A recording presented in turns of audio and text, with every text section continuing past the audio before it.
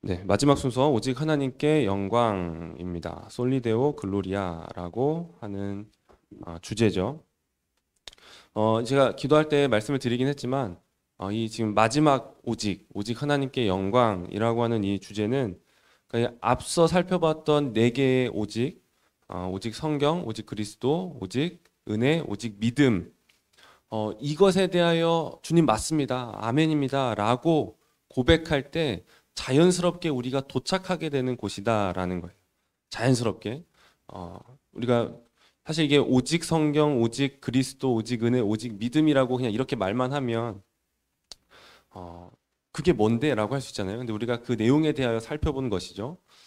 그 내용에 대해서 오직 하나님의 말씀만이 우리의 최종 권위이고 그리고 오직 그리스도만이 우리가 칭의를 받을 때 우리를 의롭다 여겨주시는 그 의이시다, 실제 근거가 되신다라고 하는 것을 배웠고 또 그리고 그렇게 우리에게 의롭다 여겨주시는 그것이 우리에게서 시작되는 것이 아니라 오직 하나님으로부터 시작이 되었다라고 하는 오직 은혜이다 그것이. 그리고 그 의롭다 여김을 받는 수단으로 하나님께서 행위가 아니라 믿음을 허락하셨다. 그리고 그 믿음은 우리에게서 난 것이 아니고 그 믿음은 하나님께서 우리에게 주신 것이다라고 하는 거예요. 그러니까 이것들을 고백하게 될 때 우리는 자연스럽게 하나님께 영광을 돌립니다라는 이 말이 나와야 되는 거죠. 하나님께 영광입니다라는 말이 나올 수밖에 없는 거예요. 오직 그리스도라고 하는데 여전히 나를 주장하고 있고, 오직 은혜라고 하는데 나를 주장하고, 오직 믿음이라고 하는데 나의 어떤 행위를 주장하고 있는, 나를 주장하고 있다라는 것은 말이 되지 않는다라는 것이죠. 그래서 다른 도착지는 없는 거예요. 앞선 이 네 개의 오직을 고백하면 그 사람은 오직 하나님께 영광이라는 곳에 도착을 하게 되는 것이죠. 이를 좀 이것도 그냥 생략하고, 네. 다른 도착지는 없다. 그래서 이 네 개의 오직을 살펴본 다음에 가장 마지막에 살펴보는 주제는 오직 하나님께 영광입니다. 오직 하나님께 영광. 이 말밖에 없는 거예요. 그래서 우리가 이제 우리의 삶을 어떻게 살아야 하는가라고 할 때 우리가 이 앞선 네 개의 오직을 고백한다라면 우리는 하나님께 영광입니다. 오직 하나님께 영광된 삶을 살고 싶습니다. 라고 하는 고백과 그런 기도가 나와야 한다라는 거예요. 오늘 이 오직 하나님께 영광이라는 주제를 살펴볼 때 정말 이 말을 오직 하나님께 영광입니다 라고 하는 말을 우리의 마음과 뜻과 힘을 다해 고백할 수 있는 그런 이 날이 되기를 소원합니다. 함께 처음부터 살펴보면 네, 또 문제로 시작을 하게 되는데요. 오늘날 교회 문제라고 되어 있죠. 교회의 관심은 무엇인가? 교회는 무엇에 관심을 가져야 될까요? 가장 궁극적으로 관심을 가져야 할 주제. 교회는 무엇에 관심을 가져야 하는가? 무엇에 관심을 가져야 하나요? 네, 하나님 뭐요? 네, 하나님. 맞아요. 하나님 나오면 되는 거예요. 하나님께 가장 관심을 가져야 되는 거죠. 하나님께. 그런데 우리는 하나님께 관심을 갖기보다는 우리 자신에게 더 관심을 갖게 되고 우리 자신에게 더 집중해 있는 거죠. 이 말은 그러니까 교회가 지금 오늘날의 교회가 하나님에 대한 관심이 없고 우리 자신에 대하여 그냥 인간에 대하여 나 자신에 대하여 나 자신의 삶, 나의 일, 나의 어떤 성취, 나의 자아, 내 존재라고 하는 이것들에 집중해 있다. 이게 잘못이잖아요. 근데 이렇게 집중해 있다라는 것이 교회 안에서 이 성도들 안에서 우리가 하나님이라는 말, 성경, 믿음, 기도, 어떤 이런 거 이런 말들을 하지 않는다는 게 아닌 거예요. 이런 종교적이고 신앙적인 말들을 다 하기는 하는데 그 이면에 진짜 관심이 어디에 있느냐라는 거죠. 표면적으로 나타나는 말들은 신앙적인 말들이고 종교적인 말들을 하는데 그것들을 이렇게 한꺼풀 벗겨내면 그 속에 있는 진짜 관심이 무엇이냐라는 거예요. 설교를 들을 때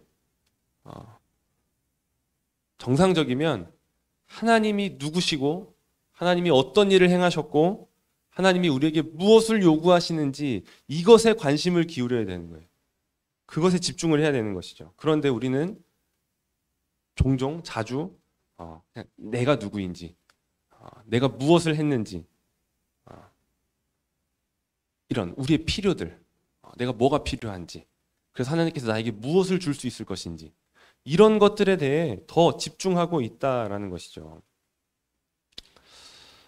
설교 가운데서 하나님께서 말씀하시는 것의 그 중심, 그 정신은요, 이거예요. 너희는 가만히 있어 내가 하나님 됨을 알지어다. 이건 거예요.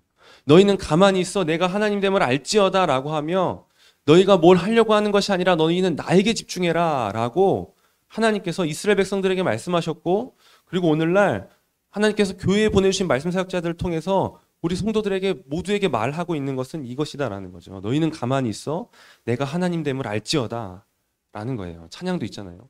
너희는 가만히 있어.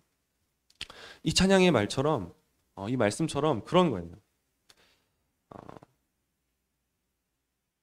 나를 내려놓고, 자기 자신을 내려놓고 하나님을 바라보라 라고 하는 것입니다. 하나님을 바라보라. 이것은 비단 설교를 듣는 성도들에게만 해당되는 것은 아니죠. 설교를 하는 자와 설교를 듣는 자 모두에게 하는 말인 거예요. 설교를 하는 자와 듣는 자 모두. 그래서 교회의 관심이 지금 하나님께 쏟아져 있는 것이 아니라, 정말 살펴봤더니 파봤더니 그 진짜 관심이 사람에게 있더라, 나 자신에게 있더라 라고 하는 것이 발견됐으면 잘못은 모두에게 있는 거예요. 모두에게 있는 거죠. 한쪽만 잘못이 있다라고 할 수가 없는 거예요. 모두에게 잘못이 있는 거죠. 조금 더 많은 책임이 있는 쪽은, 제 생각에는 말씀 사역자에게 더 큰 책임이 있다라는 것입니다.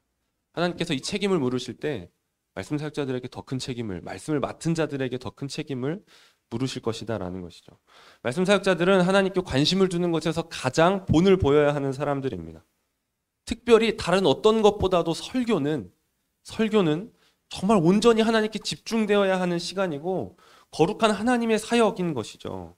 성자 하나님께서, 우리 주 예수 그리스도께서 지상 사역을 마치시고 하늘로 올라가셨는데, 하늘 보좌 우편에 좌정하시는데 거기서 쉬고 계시는 게 아니라 일하신다라고 제가 말씀을 드렸겠죠?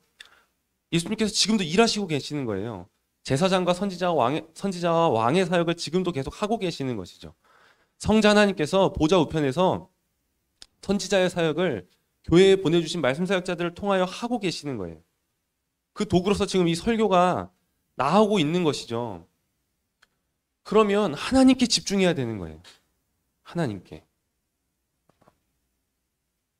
하나님이 어떤 분이시고 하나님이 어떤 일을 행하셨고 그 하나님께서 우리에게 무엇을 요구하시는지, 여기에 이 관심이 다 쏟아져 있어야 되는 거예요. 설교 가운데 그게 계속 말해줘야 되는 것이죠. 하나님은 이런 분이시다. 하나님은 이런 일을 행하셨다. 그럼 우리가 하나님께 어떻게 해야겠느냐 라고 하는 말들이 쏟아져 나와야 되는 시간이 설교라는 시간인 것입니다. 아무리 거룩한 말들과 거룩한 문장들로, 멋있는 세련된 문장들로 가득 차 있다라고 해도 그 중심에 하나님에 대한 진정한 관심이 없으면 설교를 듣는 사람들은 그것을 아는 거예요. 그것을 뭐 이렇게 표면적으로 이렇게 느껴진다라는 것을 떠나서 은근히 아는 거죠. 하나님께 집중하지 않아도 되는 거구나. 그냥 나의 관심이 나에게 있어도 되는 거구나 라고 하는 것을 알게 되는 거예요. 알게 되는 것이죠. 설교에 하나님에 대한 진정한 관심이 없어지게 될 때, 그리고 이 설교를 듣는 사람들 안에 하나님을 향한 관심이 없어지게 될 때 교회 안에는 어떻게 될까요? 가라지가 많아지게 되는 거예요. 가라지가 많아지게 되는 거예요.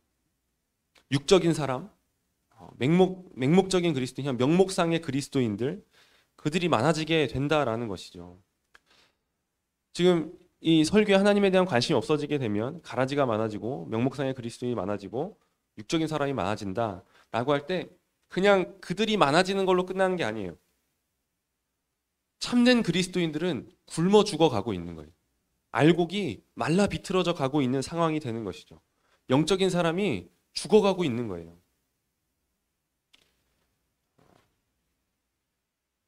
설교의 중심은 하나님이어야 되는 것입니다. 하나님 잠깐 말하고 이렇게 나에 대하여 칭찬해주고 위로해주고 하는 말들이 아무리 그렇게 듣기 좋을지라도 그것은 진정한 위로도 되지 못하고 진정으로 나를 위한 말씀도 되지 않는 거예요. 그렇지 않는 것이죠. 하나님께 집중하지 않는 것, 그것은 나에게 집중하는 것입니다. 나에게 집중하는. 중립은 없어요. 아, 나는 하나님께도 집중 안 하고 나에게도 집중 안 하고 그냥 나는 그냥 중간이야.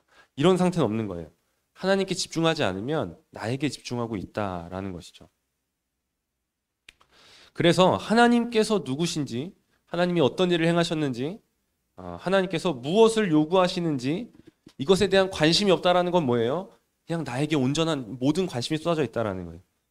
내가 누구고, 내가 어떤 일을 했고, 내가 하나님께 요구할 것은 무엇인가, 하나님께서 나를 위하여 어떻게 무엇을 주실 것인가에 대한 관심으로 가득 차 있다라는 것이죠. 여기 지금 나와 있는 걸 보시면 하나님을 향한 관심에서 떠나는 것은 교회가 번창할 때였다라는 거예요. 교회가 번창할 때, 아이러니하게도 교회가 이렇게 번창하게 될 때 하나님을 향한 관심에서 떠났다라는 거예요. 떠났다라는 거죠. 한국교회의 이런 해방 이후 한국교회의 어떤 흐름들을 이렇게 보게 되면 좀 그런 것들이 느껴지는 것 같습니다. 제가 좀 간략하게 말씀을 드릴게요. 해방 이후 광복을 맞이하고 나서 그 이후 한국교회는 지속적으로 그 수가 늘어갔죠. 그렇죠? 지속적으로 이 교회는 계속 성장을 해왔어요. 아마 요 근래 이 10년, 20년 빼고는 계속 이 상승 성장을 해왔던 것으로 제가 알고 있어요.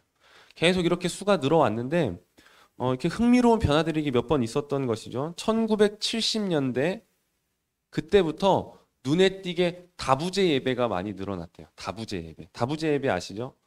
이제 사람이 많으니까 한 장소에 다 모일 수 없고 아니면 뭐 시간대가 원하는 시간대들이 달라서 시간을 이렇게 나눈 거예요.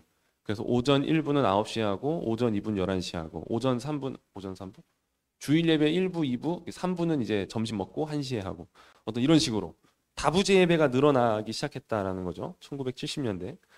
그러니까 그 다음 해, 그 다음 10년, 1980년대 그때부터는 이제 주로 신도시들에 있는 교회를 중심으로 이제 주일 저녁 예배가 주일 오후 예배로 땡겨졌다고 해요.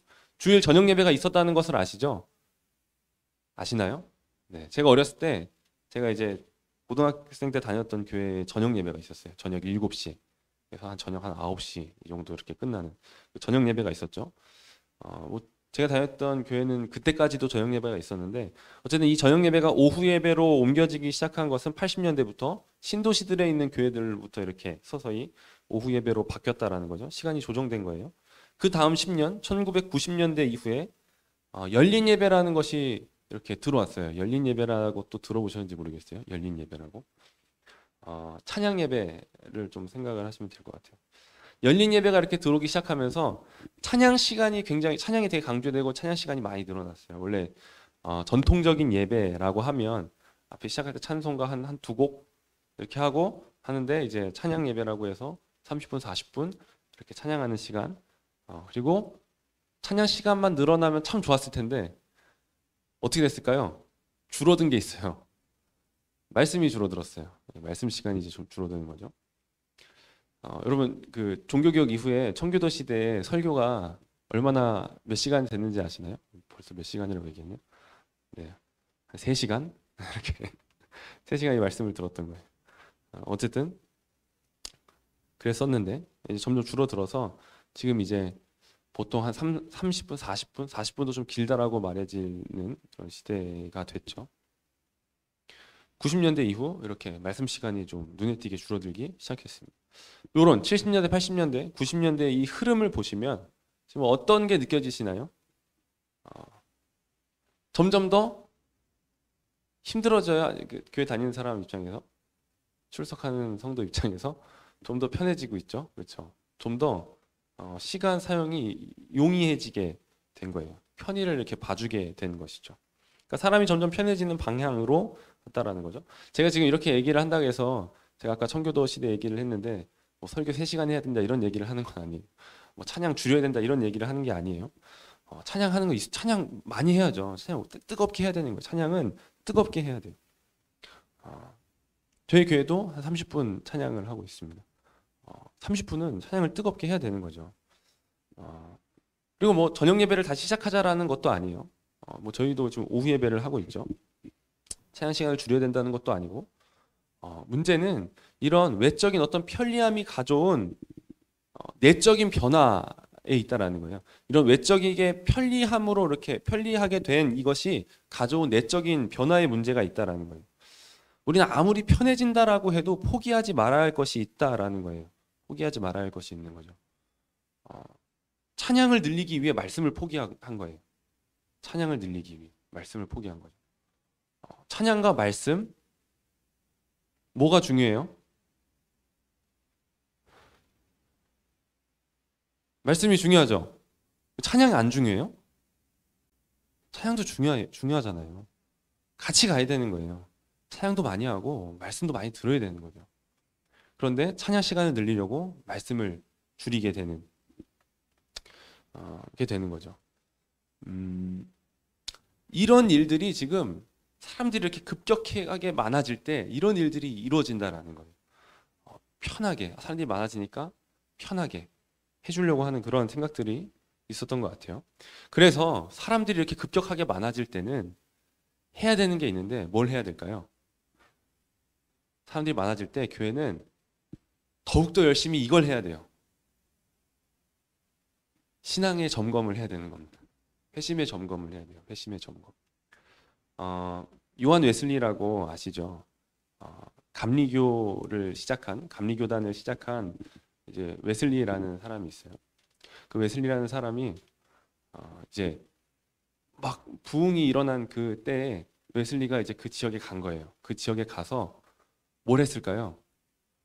모든 그 교회마다 다 들른 거예요. 교회마다 들러서 온 성도를 다 불러요.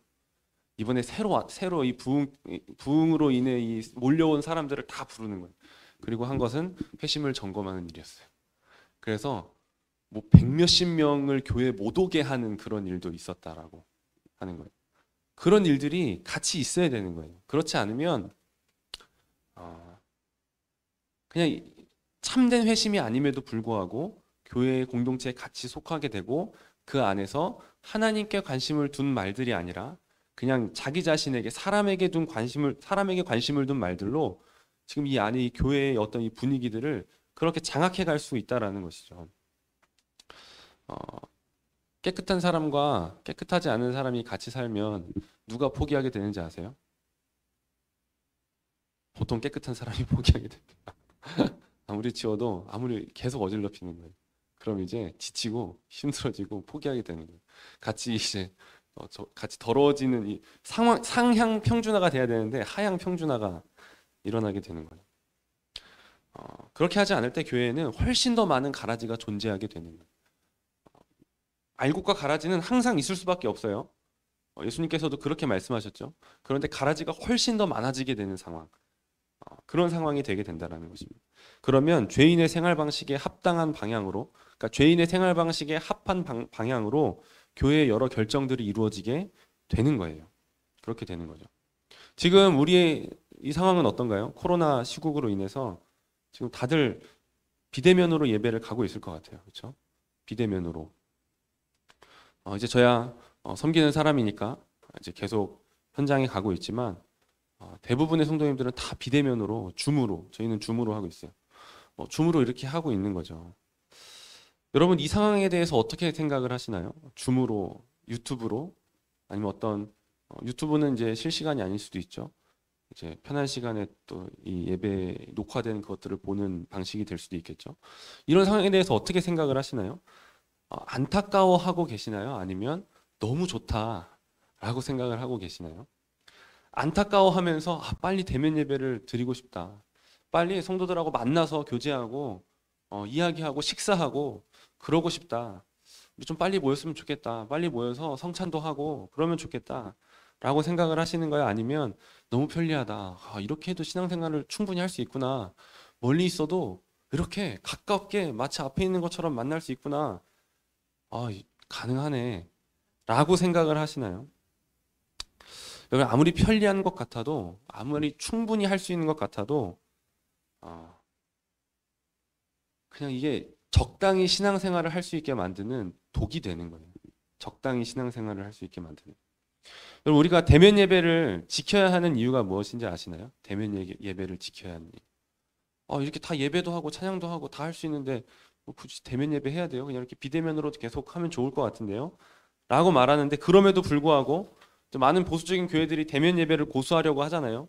그렇죠? 이제 그것이 과격하게 이제 나타나는 경우도 있지만 대면 예배는 그래 뭐 그분들의 이 과격한 반응이 잘못됐다 하더라도 대면 예배는 지켜야 되는 거예요.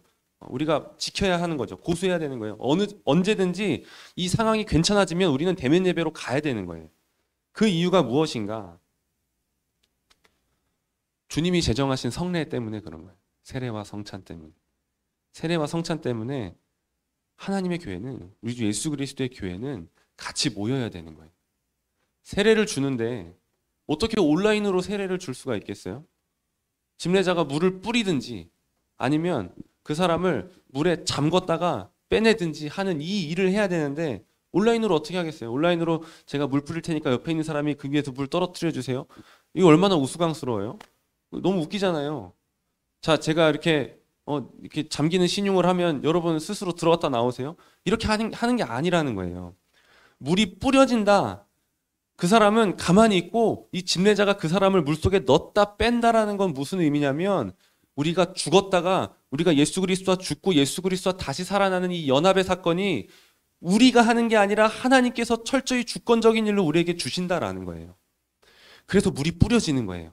나는 가만히 있고 물이 뿌려지는 거예요. 나는 가만히 있는데 집례자가 나를 물속에 넣고 빼는 거예요. 그게 세례인 거죠. 그러니까 온라인으로 할 수가 없는 거예요. 만나서 해야 되는 거예요. 같이 만나서 모여서 해야 되는 거죠. 근데 이 세례는 물론 늘상 있는 일은 아니죠. 1년에 한 번 정도 우리가 세례 받을 자가 많으면 그래도 1년에 한 번은 우리가 경험을 하게 되지만 늘상 있는 일은 아닙니다. 하지만 성찬은 달라요. 성찬은 본래는 매주 해야 하는, 매주 시행해야 하는 성례로서 주어졌습니다. 초대교회는 매주 성찬을 했어요. 매주 모여서 예배하고 떡을 뗀 거죠. 종교개혁자 칼빈도 이 성찬에 대해서 매주 시행해야 된다라고 얘기를 했어요. 물론 그의 뜻대로 바람대로 이게 받아들여지진 않았지만 그래서 아마 분기에 한 번 하는 걸로 이렇게 얘기가 된 것 같아요. 그 제네바 교회하고 얘기를 할 때. 그러니까 좀 그렇게 결정이 되었을지라도 칼빈은 말했던 거죠. 이 성찬은 매주 시행되어야 한다라는 거예요. 지금 많이 하는 교회는 한 1년에 4번 정도 성찬을 할 거예요. 적게 하면 1년에 한두 번 정도 하게 될 것입니다. 그 중에는 매주 하는 교회도 덜어 있습니다. 저희 교회도 매주 성찬을 했었습니다. 지금은 비대면의 상황 때문에 한 1년 넘게 성찬을 못하고 있는 것 같아요. 어쨌든 성찬은 매주 하는 것으로 주어졌다라는 것이죠. 이 성찬을 제대로 하려면요, 한 덩어리의 떡을 준비하고 그 떡을 집례자가 떼어서 한 사람 한 사람에게 계속 떼어서 주는 거예요. 떼어서 주는 거죠. 그러면 이 떼어 주는 거를 성도들은 나와서 받아서 먹는 거예요. 이렇게 하는 게 성찬인 거예요. 한 덩어리의 떡에서 떼어서 주고 받아서 먹는 것. 이게 성찬인 것이죠. 온라인으로는 이게 불가능한 거예요. 한 덩어리의 떡에서 떼어 주고 받아 먹는 것. 이건 뭐예요? 우리가 한 몸이라는 거예요. 그렇죠? 한 덩어리의 떡에서 뗀 그 떡을 먹는 거예요. 한 덩어리의 떡을 먹게 되는 것이죠. 우리를 한 교회로, 한 믿음으로, 한 성령 안에서 하나의 믿음으로 우리를 부르셨다라고 하는 것을 매주 그렇게 인치고 있는 것이죠. 그러니까 이게 불가능한 거예요. 이걸 온라인으로 한다라는 건 불가능하다라는 것이죠. 그래서 이 코로나 시국에 어떤 사람들은 이렇게 말을 하는 거죠. 새로운 이 교회의 어떤 지평이 열렸다. 교회 모임에 새로운 지평이 열렸다라고 얘기를 하는 거예요. 그래서 이제 이 바뀐 시대를 준비해야 된다. 기존에 있던 이 기성 교회들은 긴장해야 된다. 이 바뀐 시대에 발맞춰 빨리 이렇게 발맞춰 바뀌어야 된다라는 거죠. 다 비대면으로 해야 된다라는 거예요. 비대면으로. 안타깝게도 그리고 죄송하게도 그렇게 말씀하시는 분들은 뭘 잘못 알고 계시는 거예요. 잘못 알고 계시는 것이죠. 비대면 예배라는 것을 교회의 일상으로 받아들인다라면 그것은 교회의 큰 타락으로 이어질 것이 분명합니다. 비대면 예배는 일상이 되어서는 안 되는 거예요. 지금 이 특수한 상황 가운데 어쩔 수 없이 하나님께서 우리에게 주시는 징계다라고 하는 마음으로 회개하면서 이 비대면의 상황들을 해야 되는 것이죠. 비대면으로 하면 얼마나 편해요. 제가 만약에 사역을 하고 있지 않았다라면 어쩌면 저도 노트북 들고 어디 저기 좋은 숙소 잡고 놀러 가서 주일날 아침 11시에 딱 노트북 펴고 줌 켜고 배경, 요즘 줌 배경 아시죠? 가상 배경으로 이렇게 싹 가릴 수 있는 거. 그렇게 가려놓고 이렇게 있다가 딱 2시간, 1시간 반, 2시간 지나면 끄고 또 놀고 이랬을지도 모르겠습니다. 그러니까 이 교회가 비대면에 익숙해지는 것은 하나님 경외하기를 포기하는 것에 한 걸음을 내딛는 거예요. 이걸 계속 고수하면 안 된다는 거예요. 우리는 대면 예배를 언제든지 돌아갈 준비를 하고 있어야 돼요. 그리고 계속 그걸 원해야 돼요. 빨리 대면 예배를 하고 싶다. 그걸 원해야 되는 것이죠. 비대면 예배가 편하든지 힘들든지 간에 어떤 이유에서든지 우리는 대면 예배를 다시 돌아가야 되는 거예요. 네. 너무 많은 얘기를 한 것 같습니다. 네, 하나님에 대한 관심의 상실의 결과.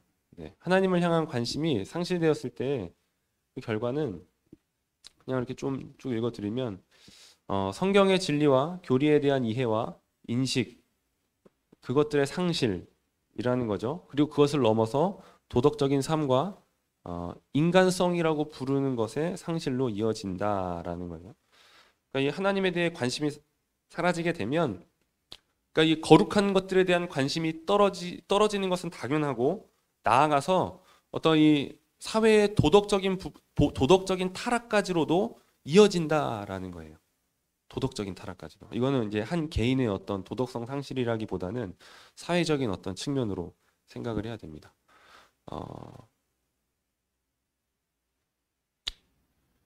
그래서 보시면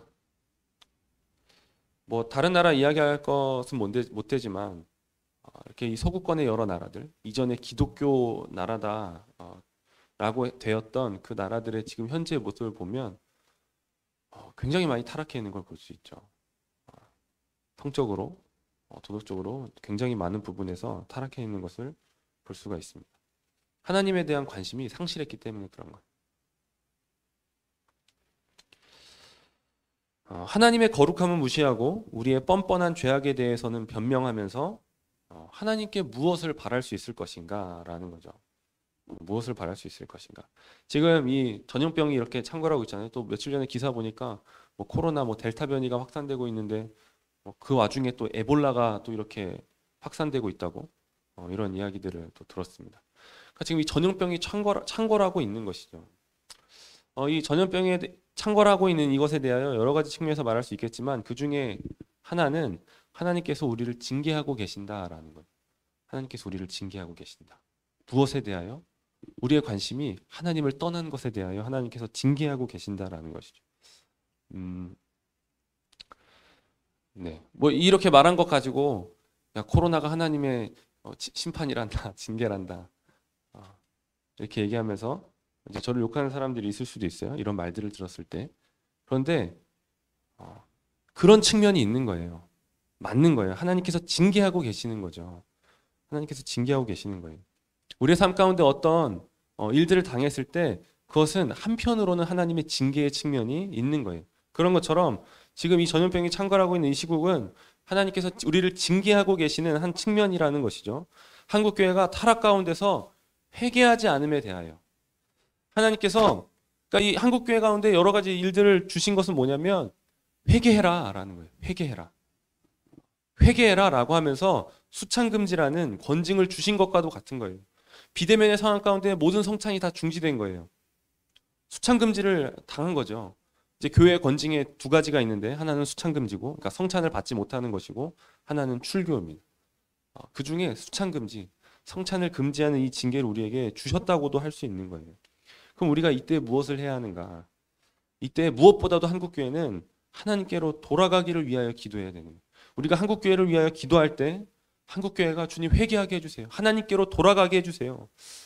자기 자신을 향한 관심으로부터 떠나 하나님을 향한 관심을 회복하게 해주세요 라고 하는 기도를 드려야 된다라는 것입니다.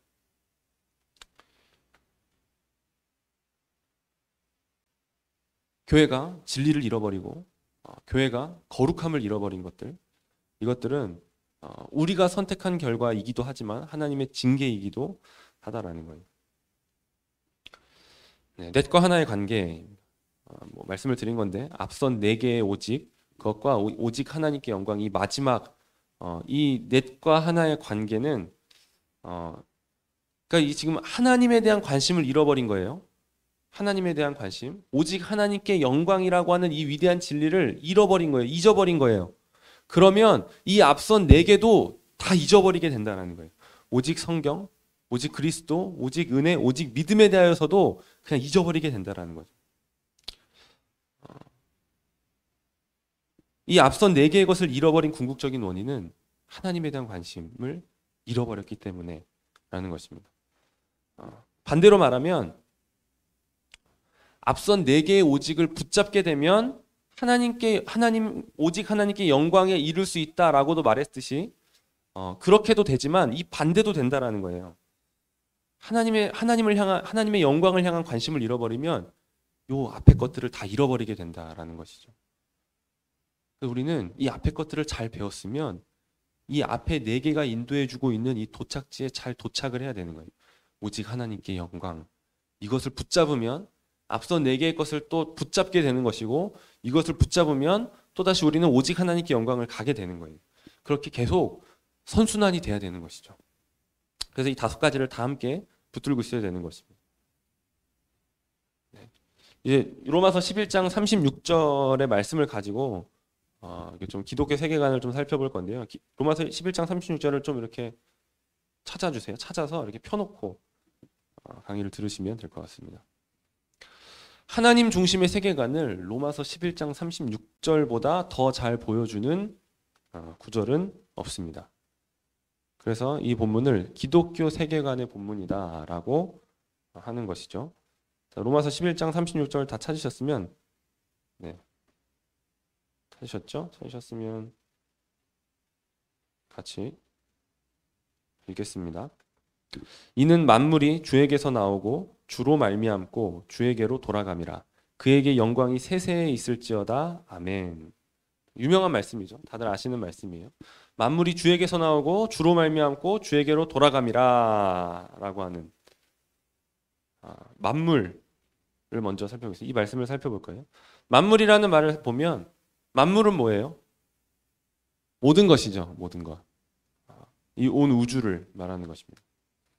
이 만물이라는 단어, 그러니까 창조에 대해서 먼저 생각을 해보는 거예요. 하나님과 창조에 대해서 생각을, 지금 여기 창조라고 제목이 되어 있죠.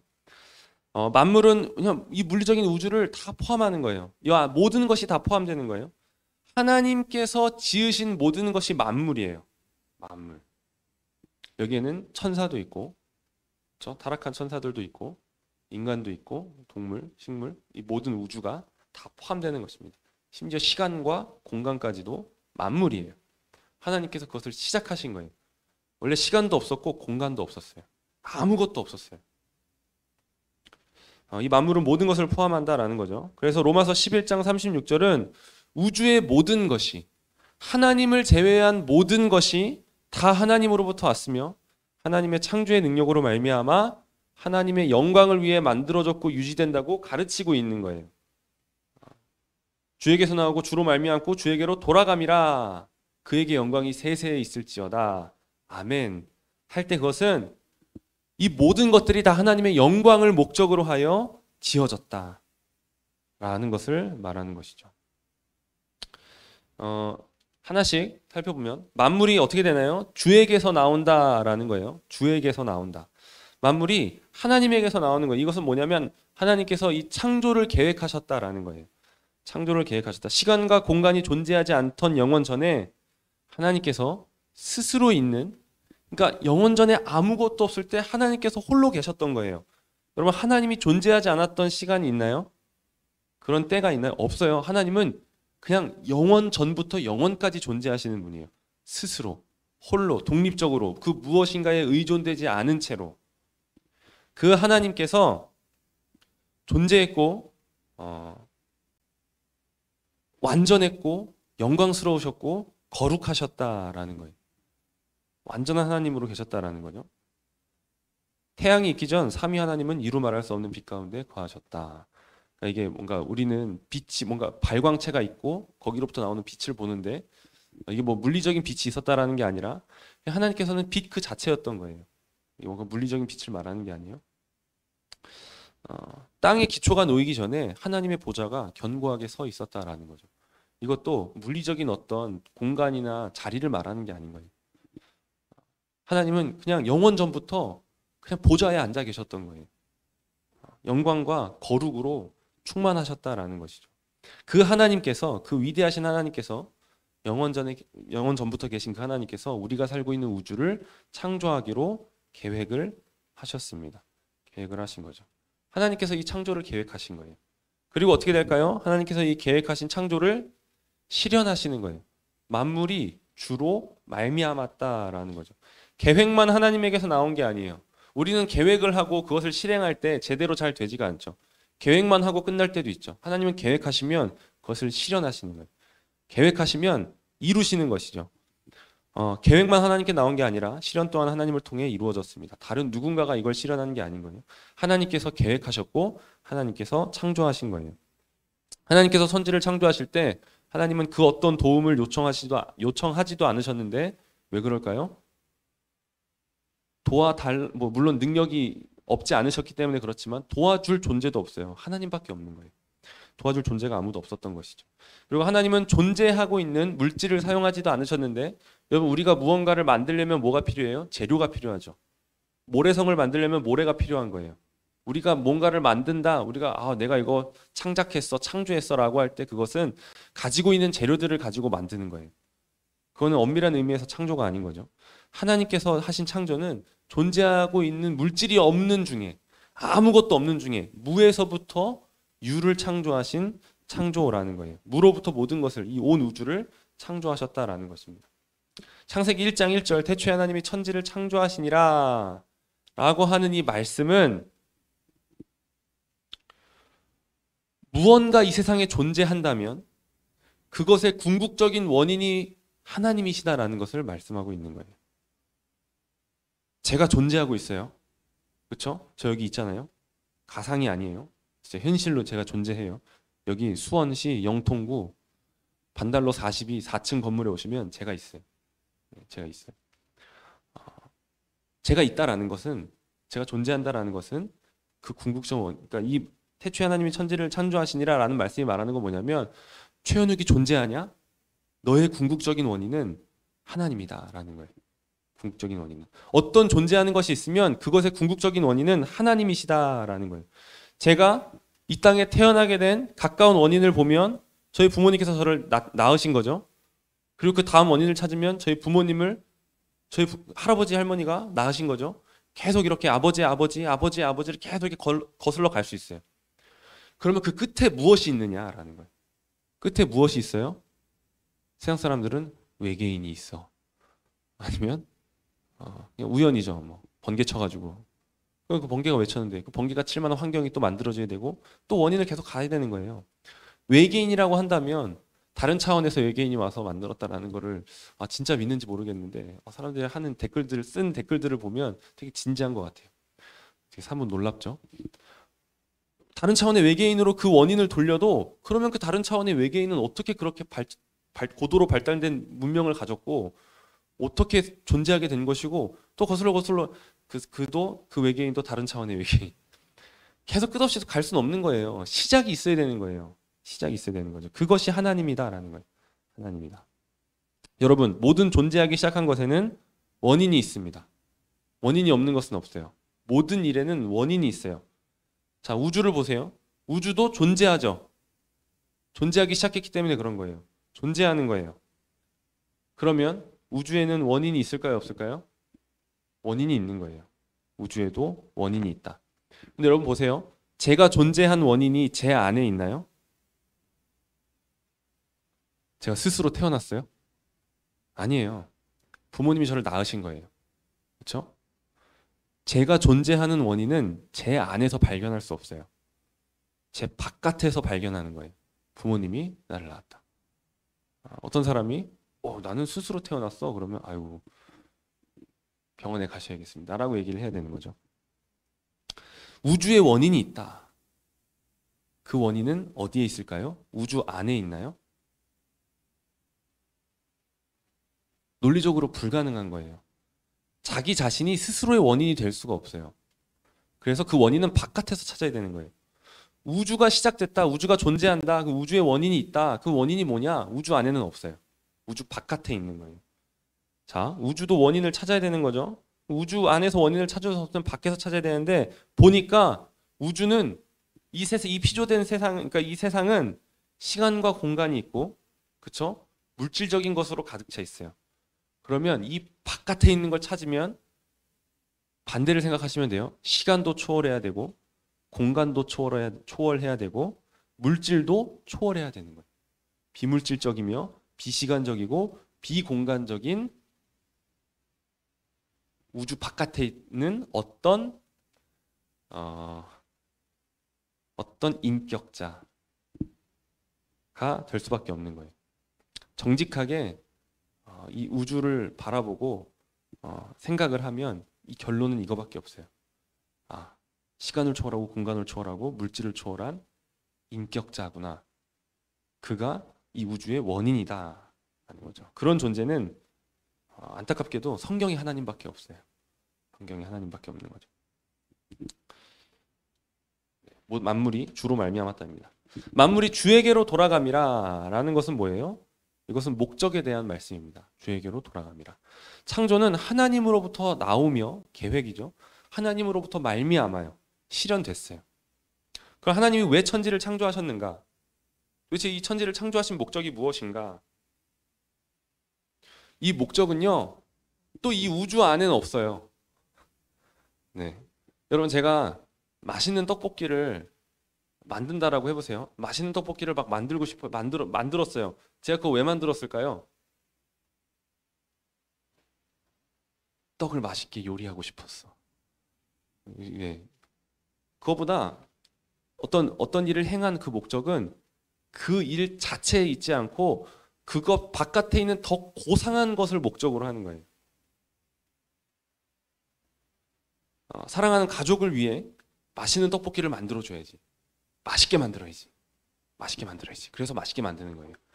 맛있게 만들지 않으면 어떻게 되는 이상한 병에 걸려서 맛있게 만들려고 하는 게 아니라 맛있게 먹는 그 모습을 보려고 그것을 대접하려고 맛있게 만들고 있다는 거죠. 그 일에 대한 목적은 더 고상한 것을 목적으로 하는 거예요. 하나님께서 천지를 창조하실 때의 목적은 피조물을 궁극적인 목적으로 삼아서 그 일을 행하시는 게 아니에요. 하나님은 가장 고상한 목적을 목적으로 하여 모든 일을 하시는 분이십니다. 우리는 사소한 목적을 가지고 여러 가지 일을 할 수 있죠. 근데 하나님께서는 최고의 목적을 궁극적인 목적으로 두고 모든 일들을 하시는 거예요. 그게 뭘까요? 하나님은 자기 자신 안에서 이유를 찾으시는데 자기의 영광을 위하여, 스스로의 영광을 위하여 모든 일을 하시는 분이시다라는 것입니다. 하나님은 스스로의 영광을 위하여 천지를 창조하셨어요. 이 만물을 조성하셨고 사람을 지으신 것입니다. 그리고 구원까지 넘어가면 우리를 구원하신 궁극적인 목적도 스스로의 영광을 위하여서라는 거예요.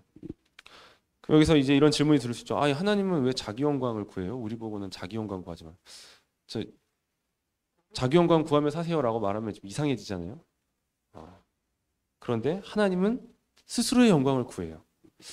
우리한테는 자기 영광 구하는 게 죄라고 하면서 왜 하나님은 자기 영광 구하세요? 하나님 본을 보이셔야죠. 하나님도 자기 영광 구하면 안 되죠. 왜 그러냐면 하나님보다 더 가치 있는 분이 없는 거예요.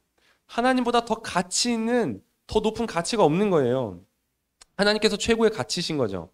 다른 그 어떤 것도 하나님보다 높을 수가 없는 거예요. 하나님보다 높은 가치가 있다? 그럼 뭐예요? 우리는 그걸 예배해야 되는 거예요. 하나님보다 더 가치가 있는 게 있어. 하나님은 스스로를 위하지 않고 하나님도 나도 내 영광 구하지 않는다. 나도 다른 어떤 영광을 구한다. 뭐야, 더 큰 영광이 있네. 우리 그거 예배해야지. 가 되는 거예요. 예배를 영어로 worship이라고 하잖아요. 그렇죠? 가치를 뜻하는 worth와 이 ship이라고 membership 이런 거 할 때 ship 붙잖아요. 그 ship이 이렇게 붙어진 거예요. 합쳐진 말인 거죠. 어떤 권한, 자격 뭐 이런 말이죠. ship이라는 것은 이 가치와 어떤 이 자격이라는 말이 합쳐진 게 예배라는 거예요. 하나님의 가치를 최고의 가치로 인정하고 그 가치를 높이고 찬양하는 행동을 워십이라고 할 수 있는 것이죠. 하나님만이 최고의 가치십니다. 하나님만이 나의 모든 찬양을 받기에 합당하십니다. 하나님만이 나를 받기에 합당하십니다. 라고 하나님이 최고다라고 고백하는 게 예배인 거예요. 우리가 누구를 예배해야겠습니까? 하나님을 예배해야 되는 거예요. 하나님보다 더 높으신 분이 없기 때문에. 하나님의 영광을 구하는 것보다 더 영광스러운 일이 없기 때문에 우리는 하나님을 예배하는 거예요.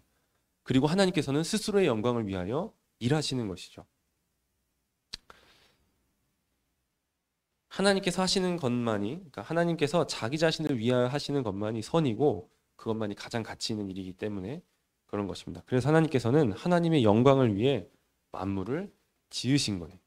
지으신 거죠. 조나단 에드워즈라는 유명한 선교도가 계십니다. 조나단 에드워즈 목사님이신데요. 최고의 신학자이기도 하고 거의 성자의 삶을 사셨다라고 또 이렇게 많이 알려져 있는 분이시죠. 이분이 이제 하나님의 천지창조의 목적이라는 책을 쓰셨을 거예요. 이 책에서 이 조나단 에드워즈 이 목사님이 하나님께서 천지를 창조하신 목적을 뭐라고 말씀하실까요?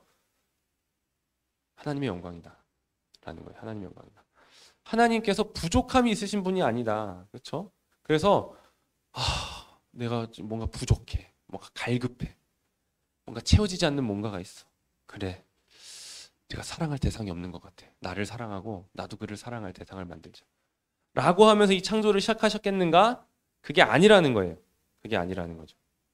하나님께서 천지를 창조하신 목적은 그냥 그 자신 안에 충만한 기쁨으로 그냥 그 하나님께서 기쁨으로 창조를 하신 거예요. 어떤 부족함이나 아니면 어떤 외부의 압력에 의하여 너 그 창조 안 하냐? 창조해야 되는데 창조해라 라고 한 어떤 외부의 강요에 의하여 아니면 내부적인 어떤 결핍에 의하여 그것을 하신 게 아니라는 거예요. 우리는 내부의 어떤 결핍이나 외부의 어떤 강요에 의해서 압력에 의해서 하게 되는 일들이 있을 수 있죠.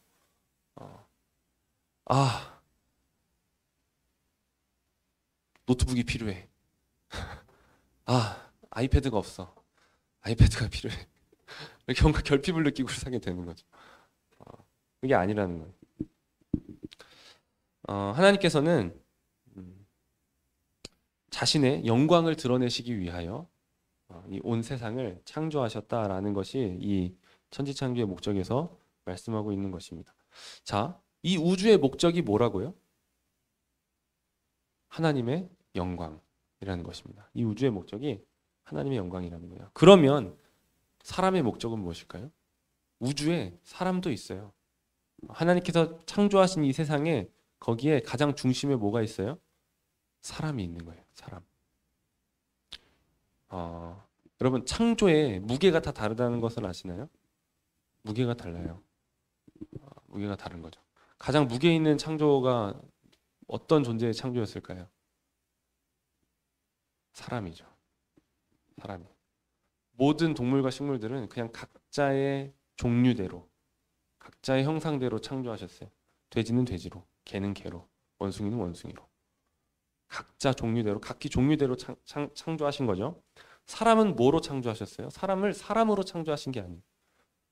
사람을 하나님의 형상으로 창조하신 거예요. 하나님의 형상으로. 가장 영광스러운 창조의 일은 사람의 창조였다라는 거예요. 그 무게만큼 사람은 다른 어떤 피조물보다도 더 이 목적을 갖고 있는 거예요. 하나님의 영광이다. 하나님의 영광인 것입니다.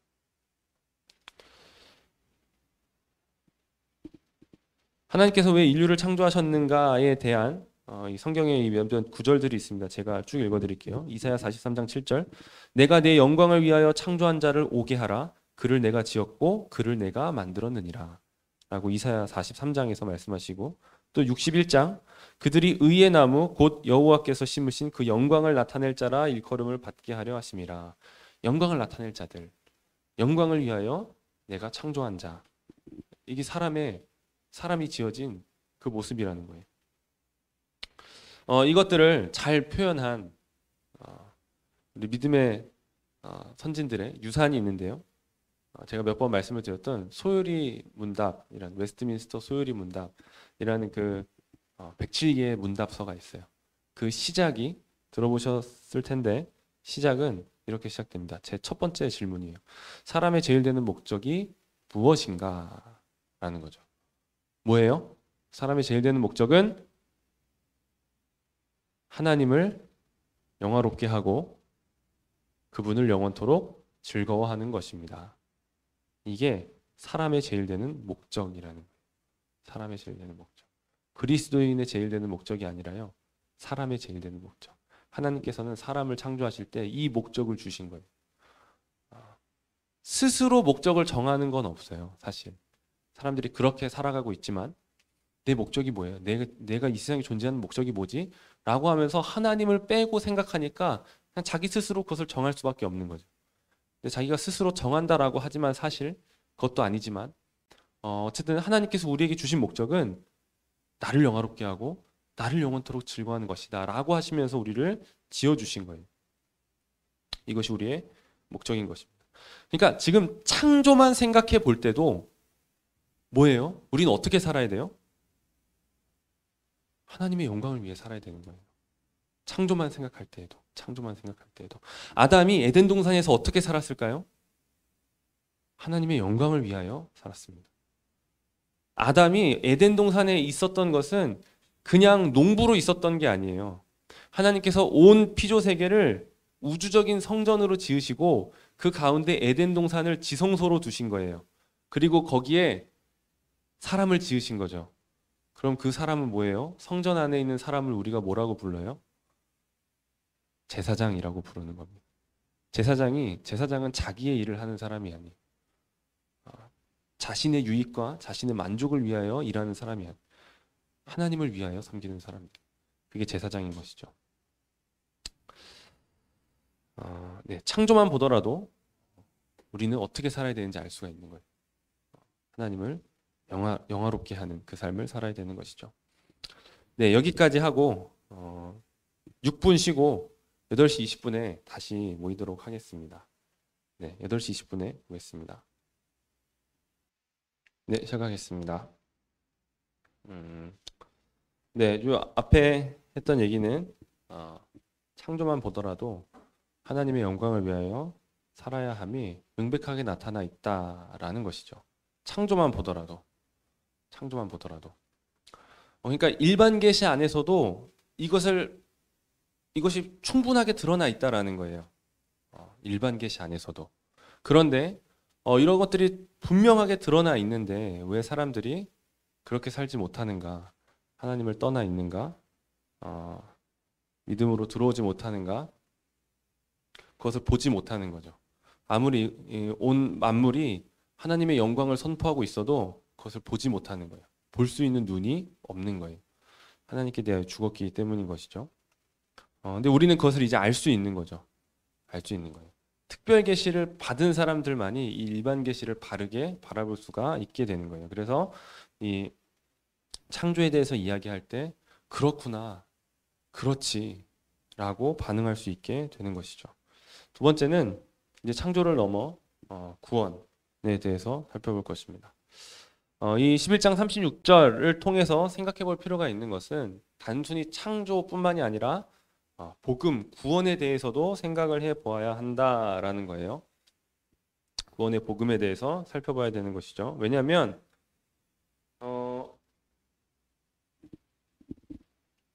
바울이 로마서 1장부터 11장까지 복음에 대해서 이야기하고 있기 때문에 그런 거예요.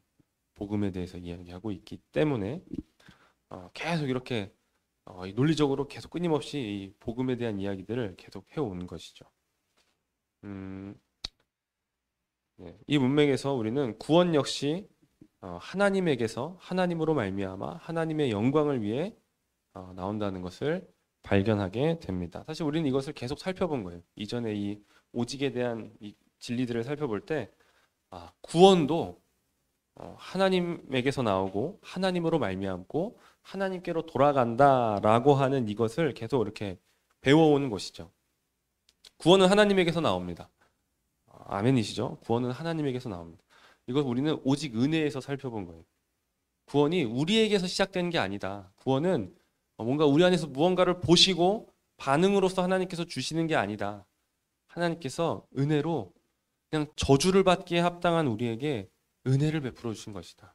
그런 우리를 향해 사랑을 시작하신 것이다 라는 것을 오직 은혜에서 배운 것이죠. 여러분, 하나님께서 구원을 계획하셨기 때문에 우리가 구원을 받을 수 있는 거예요. 구원을 계획하셨기 때문에. 다른 누가 계획하지 않았다라는 것입니다. 스스로 계획한 것도 아니라는 거예요. 오직 하나님만이 하나님의 온 우주의 심판자로서 갖고 계시는 그 완전한 공의로우심, 그것을 뭔가 무시하지 않으시면서 구원을 베푸실 수 있었던 거예요. 오직 하나님만이. 그러니까 이제 우리가 뭔가를 계획하는데 자꾸 모순이 생길 수 있는 거죠. 만약에 우리가 하나님의 공의를 생각해 볼 때 드는 생각은, 어떻게 하나님께서 죄인을 그냥 용서하시냐? 불가능하다. 하나님이 죄인을 어떻게 용서해? 뭔가 재판정에 죄인이 그냥 아무렇게나 무죄 판결을 받을 수 있어? 그건 공의로운 게 아니지 라고 하는 거예요. 하나님의 공의의 문제가 있는 거죠. 근데 또 이 반대를 보시면, 근데 하나님은 사랑이신데 그냥 이렇게 모든 사람을 다 심판하시는 것인가? 이 하나님의 공의와 하나님의 심판을 하나님께서는 공의를 억누르고 사랑을 베푸시는 것도 아니고, 사랑을 없애시면서 공의를 이루시는 것도 아니고, 공의와 사랑을 모두 이루시는 거예요. 그 방법이 뭐예요? 십자가였다라는 것입니다. 그래서 십자가를 하나님의 공의와 하나님의 사랑이 입맞춤한 장소다라고 그렇게 일컬어지는 거예요. 십자가가 아니면 하나님의 공의만 남든지, 공의만 남으면 그것도 하나님이 아닌 거죠. 아니면 하나님의 사랑만 남든지 그것도 하나님이 아닌 거예요. 공의와 사랑이 같이 가야 되는 거죠. 그것은 십자가밖에 없다라는 것입니다. 그것을 계획하실 수 있는 분은 하나님밖에 없는 거예요. 오직 하나님만이 인간의 공로나 선행과 별개이면서 동시에 구원 얻는 자들을 변화시켜 의로움을 획득하고 선행을 낳게 만드는 구원을 계획하실 수 있었다. 제가 이렇게 말씀드린 이 말씀 안에, 이 말 안에 중생과 칭의와 성화가 다 들어가 있는 거예요. 보세요. 인간의 공로나 선행과 상관없이, 이건 상관없이 구원 얻을 자들을 변화시켜, 중생이죠. 하나님께서 거듭나게 하시는 거예요. 새로운 생명을 주시는 거예요. 그럼 그 사람이 살아나게 되는 거죠. 그리고 의로움을 획득하고 칭의죠. 그리고 선행을 낳게 만드는 성화를 말하는 것입니다. 구원을 계획하실 수 있었다라는 거예요. 오직 하나님만이 완전히 지혜로우시고 완전히 은혜로우셔서 이 구원의 계획을 계획하실 수가 있었다라는 것이죠. 두 번째는 또 구원의 성취 역시 하나님으로 말미암는다라는 거예요. 이것은 오직 그리스도와 오직 믿음에 대해서 살펴본 것이죠. 여러분, 구원의 성취는 내가 하는 게 아닌 거예요. 예수 그리스도께서 성취하신 것이죠. 예수 그리스도께서 하신 일로 우리가 구원을 얻는 거예요. 구원을 얻는 거죠. 내가 했거나 내가 할 수 있는 일을 통해 얻을 수 있는 게 아니라는 것입니다. 우리가 하는 것은 오히려 문제가 되는 거예요. 여러분, 죄인이 하는 것은 뭘까요? 죄가 되는 것이죠. 타락한 죄인이 하는 모든 일은 다 죄인 거예요. 아무리 이 세상적으로 거룩해 보이는 일을 할지라도 그것은 죄라는 것이죠. 구원에 관한 한 우리는 아무것도 할 수가 없습니다.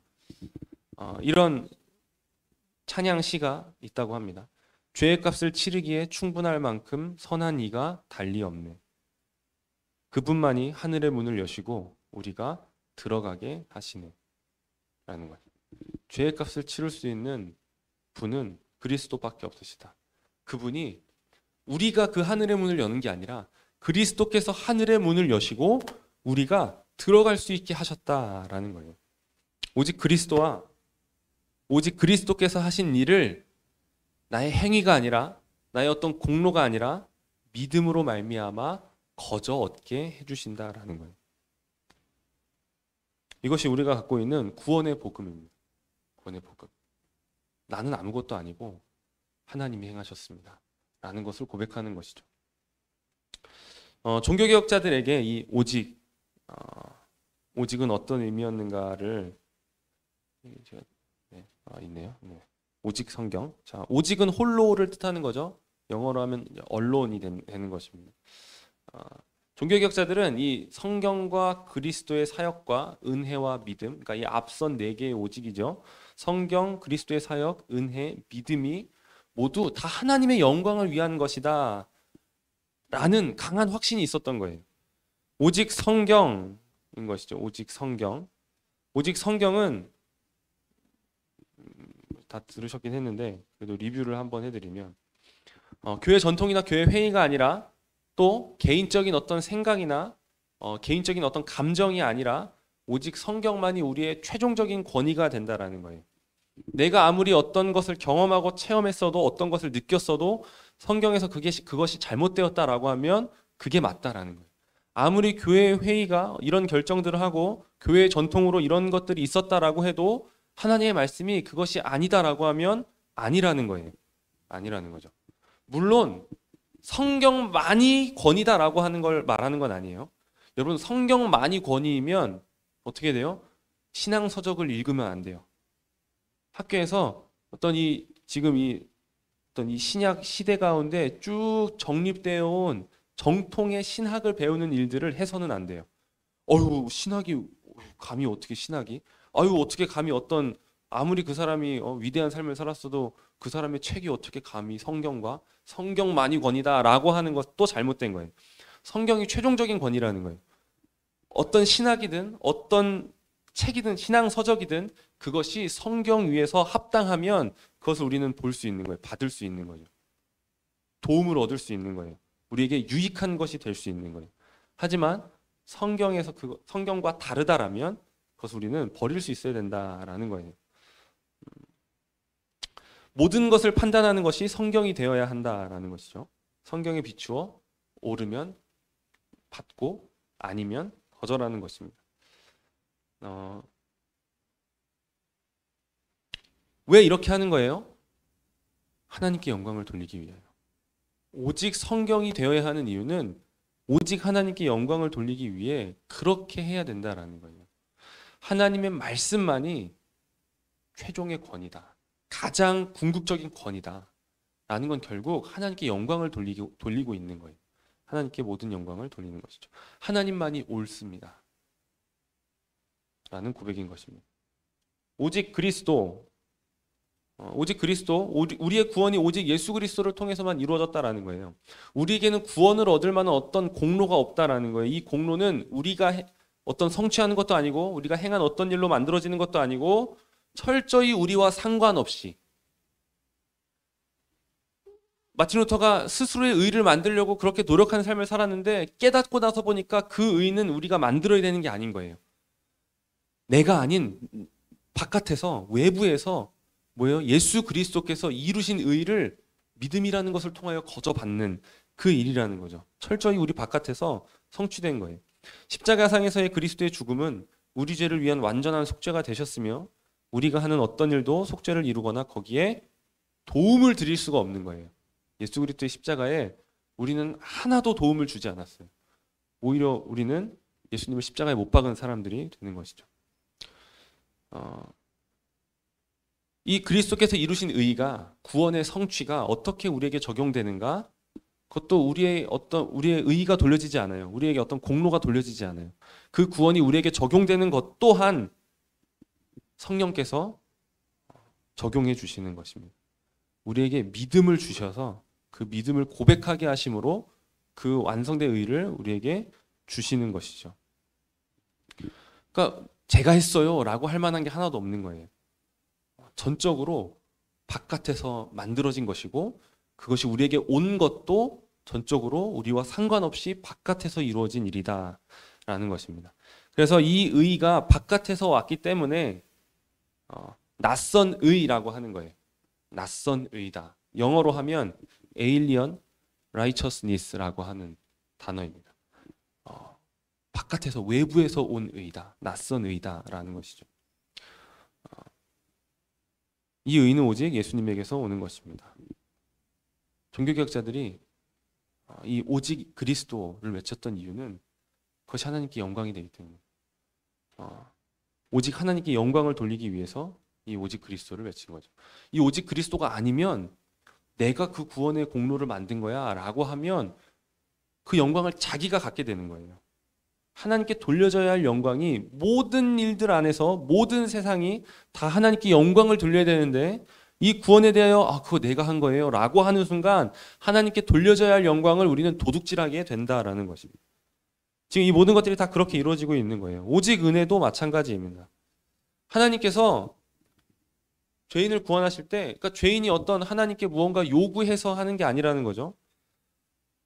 하나님 뭐 하고 계시는 거예요? 저 구원해 줘야죠 라고 하는 말을 할 수가 없다라는 거예요. 하나님은 인간에게 대하여 빚진 것이 없는 거예요. 빚진 것이 있다면 뭐예요? 심판할 빚이 있는 거죠. 하나님은 우리를 심판하셔야 되는 거예요. 하나님의 그 영원한 진노를 우리에게 쏟으셔야 되는 거예요. 그런데 그런 죄인임에도 불구하고 하나님의 진노를 받아야 하는 하나님의 원수, 진노의 자녀들임에도 불구하고 하나님께서는 그들 중에 일부를 택하셔서 구원하시는 거예요. 그 이유를 어디서 찾을 수 있겠어요? 죄인에게선 찾을 수가 없는 것이죠. 오직 하나님의 은혜에 있다라고 고백하는 것입니다. 하나님께서 그것을 기뻐하셨다라는 것이죠. 그런 거 있잖아요. 뭐 이렇게 연인 사이에서 내가 뭐 어디가 이렇게 좋아서 이렇게 사귀자고 했어? 뭐 결혼하자고 했어? 이렇게 물어볼 수 있잖아요. 그렇죠? 그런 일들을 겪어보셨는지 모르겠어요. 참, 네. 어려운 시간이죠. 그렇게 질문을 하는 사람은 괜찮을지 몰라요. 질문을 받는 사람은 굉장히 어려운 시간이죠. 대답을 잘해야 되는 거죠. 어디가 좋아서 이렇게 나에게 이렇게 했어? 우리가 만약에 하나님께 그렇게 물어본다면 하나님 제가 어디가 좋아서 어디가 마음에 들어서 저를 구원하신 거예요? 저를 택하신 거예요? 저를 사랑하시는 거예요? 라고 물으면 하나님이 뭐라고 하실까요? 하나님은 그 어떤 곤란한 기색도 없이 그 어떤 당황한 어떤 그런 모습 없이 즉각적으로 이렇게 대답하실 겁니다. 너에게는 이유가 없다. 내가 너를 기뻐한다. 라는 그 말을 해주시는 거예요. 그 말을 해주시는 거죠. 하나님께서 그것을 기뻐하셨기 때문에 하나님께서는 죄인을 하나님께서 구원하실 자를 구원하시는 거예요. 사랑하실 자를 사랑하시는 거예요. 택하실 자를 택하신다라는 것입니다. 오직 은혜, 오직 하나님께 영광이라는 거예요. 오직 믿음도 뭐 이 말씀을 많이 드린 것이죠. 그것은 공로가 되지 않는 거예요. 주님 제가 믿었잖아요 라고 할 수가 없는 거예요. 왜냐하면 그 믿음으로 구원의 어떤 의의와 어떤 구원의 성취에 도움이 된 게 하나도 없는 거예요. 그리고 내가 믿었다라고 하는 그 믿음조차도 성경에 말하면 에베소서 2장에 의하면 그것은 너희에게서 나는 것이 아니요 하나님의 선물이라 라고 하기 때문인 것이죠. 내가 믿었다라고 한 것도 사실 내 안에 나온 게 아니야. 하나님께서 주신 거예요. 그것도 바깥에서 주어진 것이죠. 선물로. 이 모든 것들이 가리키는 것은 한 가지입니다. 오직 하나님께서만 영광을 받으시기에 합당하시고 또 실제로 오직 하나님께만 모든 영광이 돌려져야 한다라는 거예요. 그래야 된다라는 것이죠. 명백하게 구원은 하나님을 영화롭게 하기 위하여 존재하는 것입니다. 구원의 목적은 하나님의 영광인 거예요. 하나님의 영광. 창조보다 더 명확하게 드러나는 거예요. 하나님의 영광이다. 나의 영광을 위하여 너희를 구원했다라는 것입니다.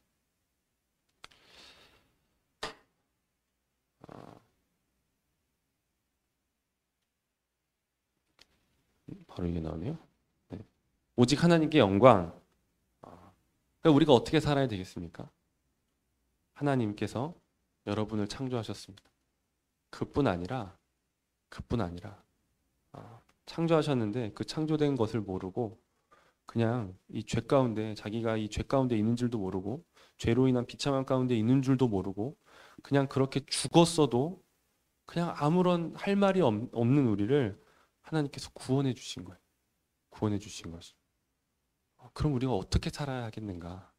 하나님께 영광을 돌리는 삶을 살아야 된다라는 것입니다. 왜냐하면 창조의 목적도 하나님의 영광이고 구원의 목적도 하나님의 영광이기 때문에 그런 거예요.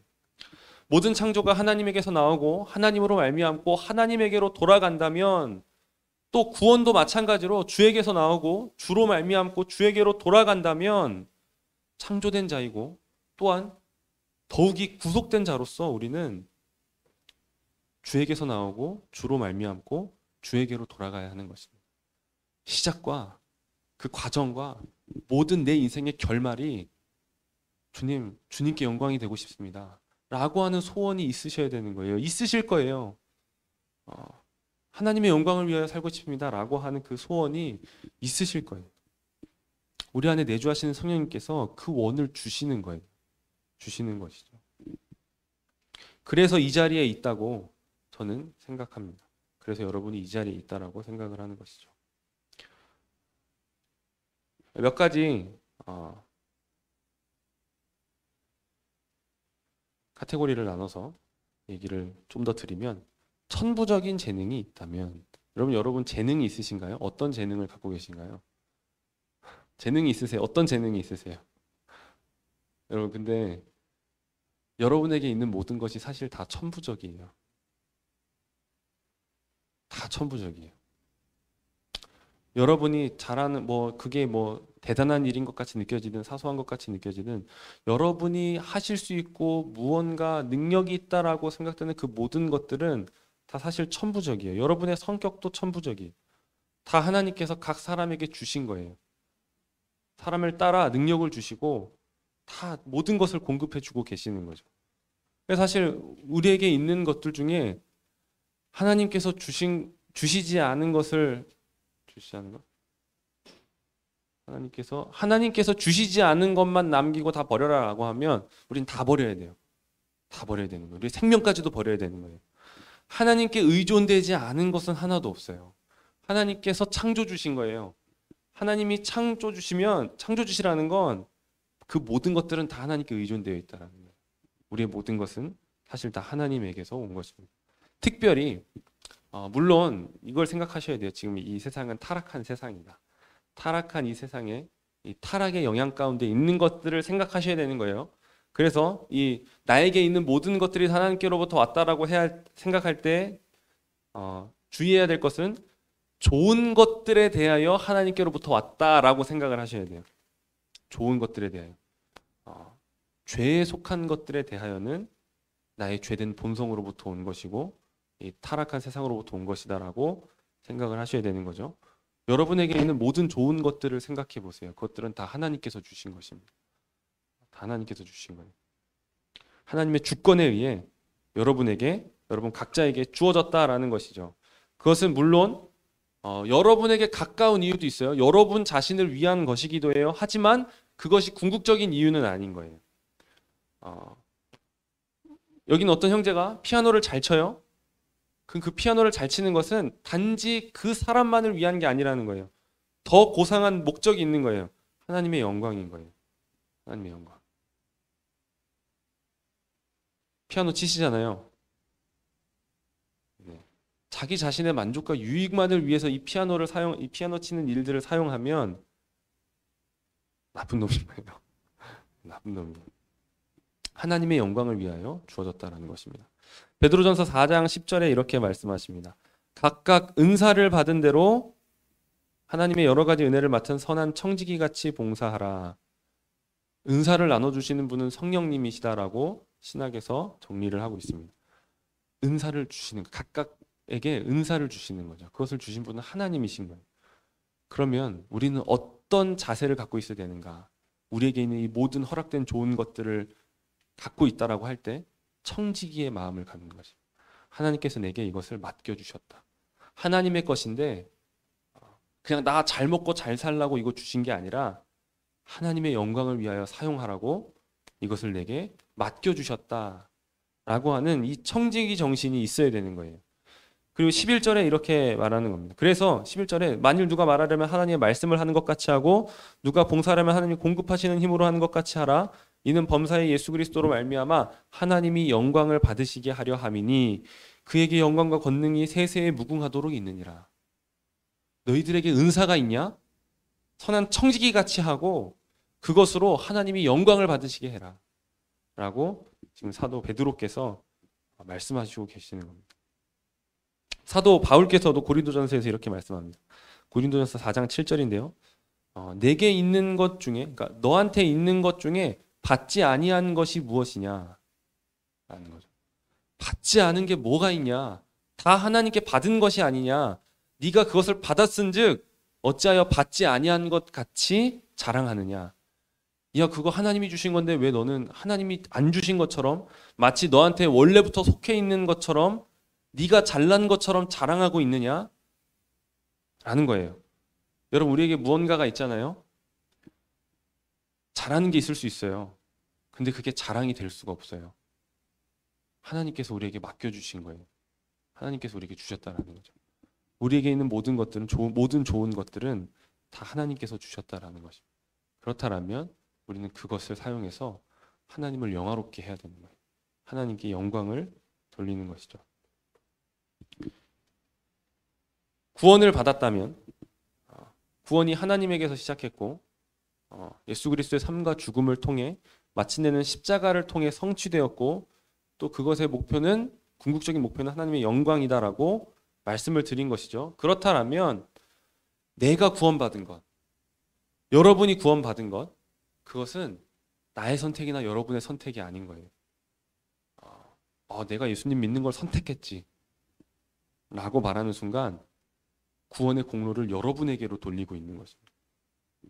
일부라도 조금이라도 나에게 그런 자격이 있다, 어떤 권리가 있었다, 권한이 있었다, 내 힘으로 조금이라도 뭔가 도움을 드렸다 라고 하는 것, 그런 교만한 생각을 버려야 된다는 거예요. 나에게서 나온 것이 하나도 없다라는 것입니다. 구원은 시작부터 끝까지 하나님께서 하시는 일이에요. 하나님께서 하시는 일이죠. 우리가 자랑할 것이 없는 것입니다. 내가 구원을 받았다라면 여러분 구원 받으셨어요? 거기에 아멘이라고 대답을 한다라면 여러분의 삶은 다른 삶을 사시면 안 되는 거예요. 하나님께 영광을 돌리는 삶을 살아야 되는 것입니다. 하나님을 영화롭게 하는 삶을 살아야 된다라는 것이죠. 그렇게 구원받은 여러분들 안에 거룩을 향한 열망이 있을 거예요. 그렇죠? 거룩을 향한 열망이 있을 거예요. 하나님을 알기를 원하고 기도하기를 원하고 하나님의 말씀을 읽고 더 잘 이해하기를 원하고 하나님을 더 찬양하고 싶고 더 잘 믿고 싶고 더 잘 이 거룩하고 경건한 삶을 살고 싶고 이러한 열망들이 있을 거예요. 이런 일들을 하기를 원한다라면 그런 원함들이 여러분 안에 있다면 그것도 여러분에게서 나온 것이 아니라는 거예요. 그것도 여러분 안에서 나온 것이 아닙니다. 어디에서 나왔을까요, 그러면?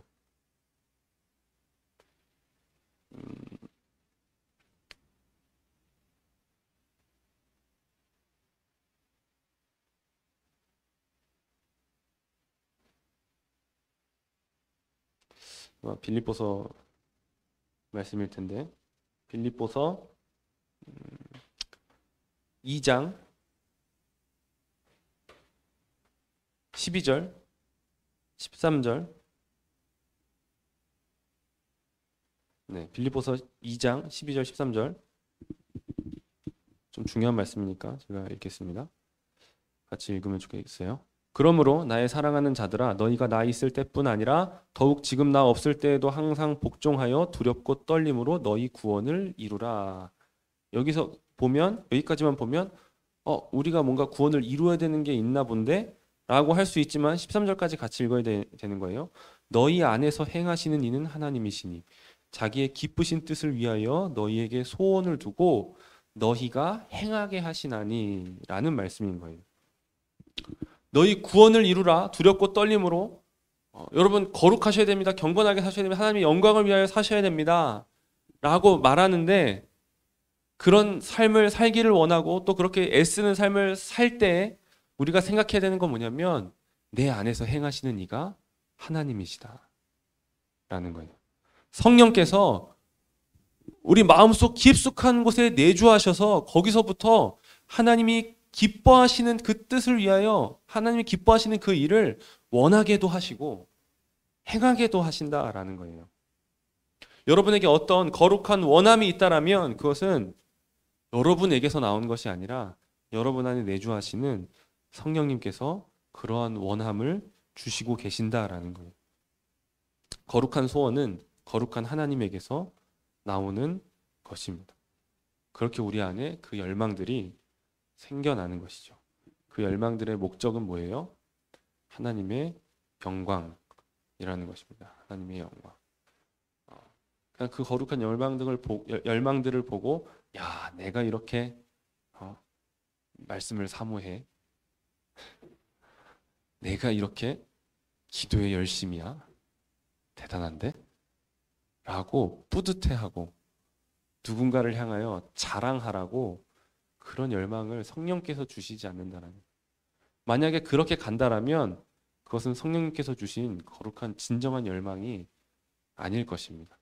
성령께서 그런 열망들을 주셨다라면 성령께서 그것을 주신 목적이 무엇이겠어요? 하나님의 영광이죠. 하나님의 영광. 하나님의 영광을 위하여 그것들을 주시고 계신다는 것입니다.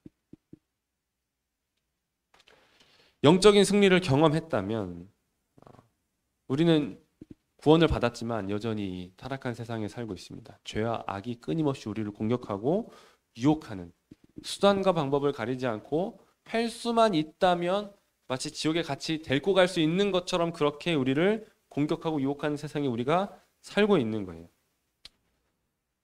그래서 예수님이 주기도문을 알려주실 때 이 부분을 같이 넣으신 거죠. 우리를 시험에 들게 하지 마옵시고 다만 악에서 구하옵소서라고 기도하라고 우리에게 가르쳐 주신 거예요. 여러분, 이런 죄와 악에 빠질 그런 유혹들을 경험해 보셨죠? 그런데 거기서 대부분 자주 넘어지지만, 쓰러지지만, 지지만 가끔가다 죄의 유혹에 빠지지 않고 물리치거나 악한 일에서 빠져나와 그것들을 거절하게 되는 일들, 그러니까 어떤 영적인 승리다, 내가 죄와 싸워 승리했다라고 할 만한 그런 일들을 경험한 적이 있으세요? 네, 있으셔야 되는데, 네, 있으실 것이라고 생각을 합니다. 그렇게 어떤 승리를 경험했다라면 우리는 그것으로도 그냥 역시 난 대단해 라고 할 수가 없다라는 거예요. 우리 안에 어떤 넘어지지 않을 만한 의로움과 힘이 있어서가 아니라는 거예요. 우리가 넘어지지 않았다라면 그것은 하나님께서 힘을 주셨기 때문이다 라고 말씀하시는 겁니다. 고린도전서 10장 13절에 이렇게 말씀하십니다.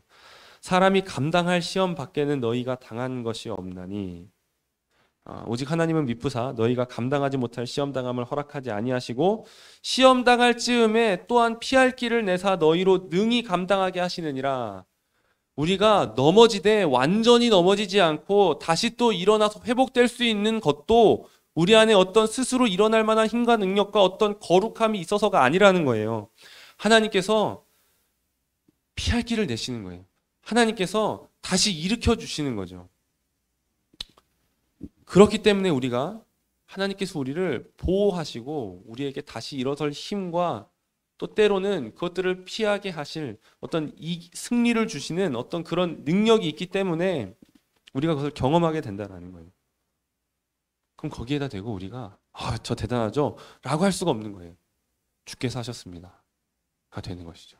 주님이 제게 힘을 주셨습니다. 라고 하나님께 영광을 돌리는 것이 마땅한 거예요. 마땅한 것이죠.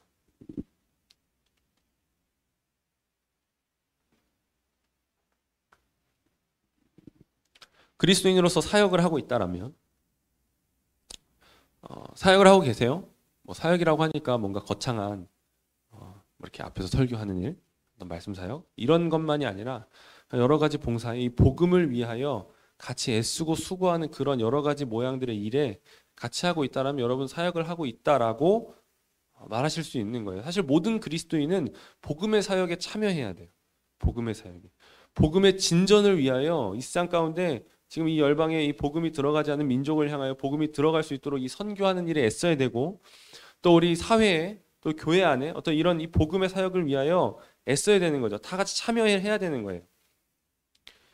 그렇게 어떤 사역 가운데 있다면 하나님의 나라와 복음을 위한 사역에서 생각을 해보세요. 하나님의 나라의 일이에요. 하나님의 복음을 위한 일이에요. 그런데 그 일이 하나님으로부터 말미암지 않으면 그 일이 이루어질 수 있겠는가? 불가능한 것이죠. 하나님 나라의 일이 어떻게 하나님이 하시지 않고 이루어질 수가 있겠어요? 세상에서 어떤 일들이 계획되고 실행되고 어떤 결과를 내는 이 모든 일조차 사실 하나님에게서 나옵니다. 하나님께서 허락하시는 일들인 것이죠. 여러분, 역사의 주관자는 하나님이십니다. 하나님이 역사를 이끌고 가세요.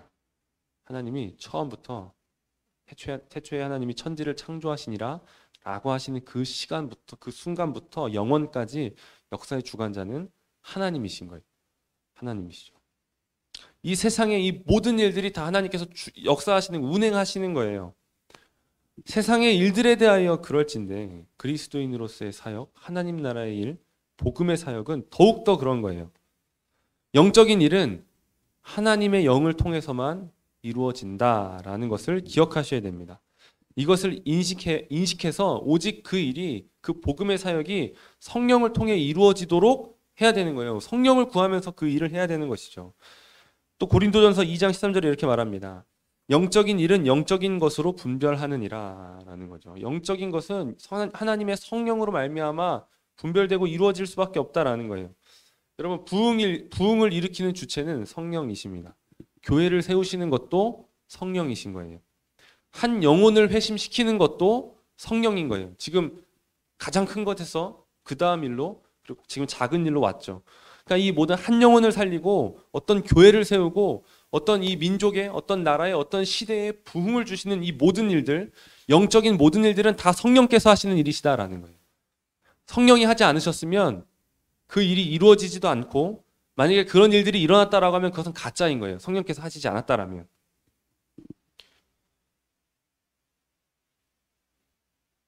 어떤 사역 가운데 내가 뭔가를 도움을 준 것 같고, 그럴 수 있죠. 어떤 한 부분을 감당하는 거예요. 감당하고 어떤 일들이 잘 되어지는 것 같고 어떤 열매들이 있어요. 그럴 때 우리가 말해야 되는 것은 그래서 제가 이 일에서 요거 해가지고 이렇게 된 거예요 라고 하는 게 아닌 거예요. 고린도전서 3장 7절에 이렇게 말합니다. 고린도전서 3장 7절에 그런즉 심는 이나 물 주는 이는 아무것도 아니로되 오직 자라게 하시는 이는 하나님 뿐이니라. 심는 이나 물 주는 이는 아무것도 아니다라는 것. 자라게 하시는 이는 하나님 뿐이니라 라는 것이죠.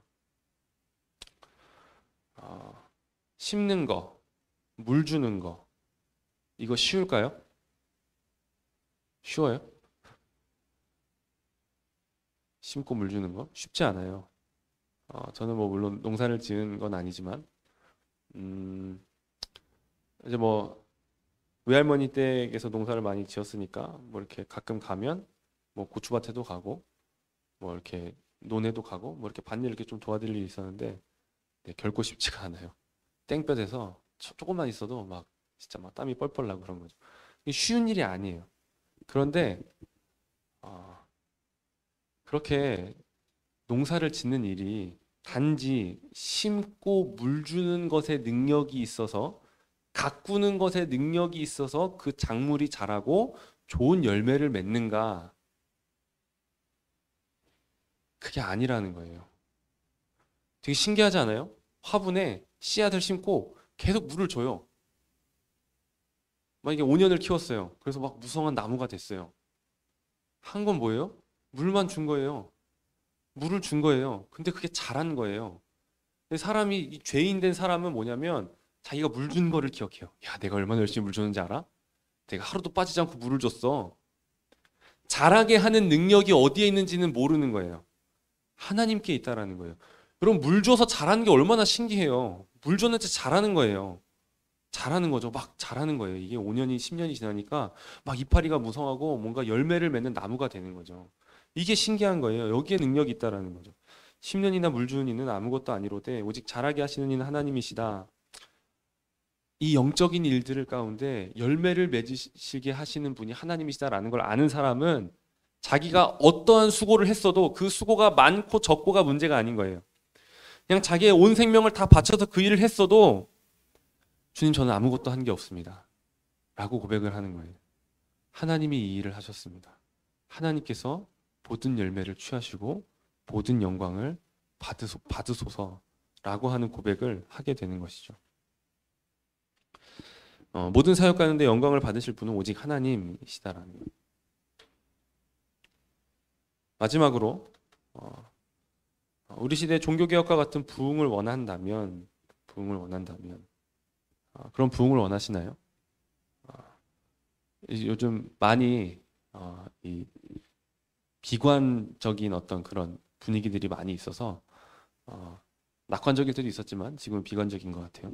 그래서 뭔가 부흥에 대하여 좀 부정적으로 생각하게 되는 일들이 많이 있는 것 같아요. 그런데 하나님께서 원하시면 부흥을 주실 수 있는 거예요. 지금 시대가 어둡다고 하나님께서도 부흥을 주시지 못해 라는 것은 하나님이 하나님 되심을 모르는 거예요. 그냥 이 세상의 어떠함에 근거하여 하나님도 제한될 수밖에 없다라고 생각을 하는 것이죠. 그렇지 않아요. 하나님께서 원하시면 언제든지 부흥을 주실 수 있고, 오히려 이 시대가 어둡고 더 처참한 것 같은 그 상황 가운데 우리는 더욱더 기대할 수 있는데, 왜 그러냐면 우리의 지난 역사를 보는 거예요. 하나님께서 어떤 시대에 일하셨는가? 가장 처참할 때 일하시는 거예요.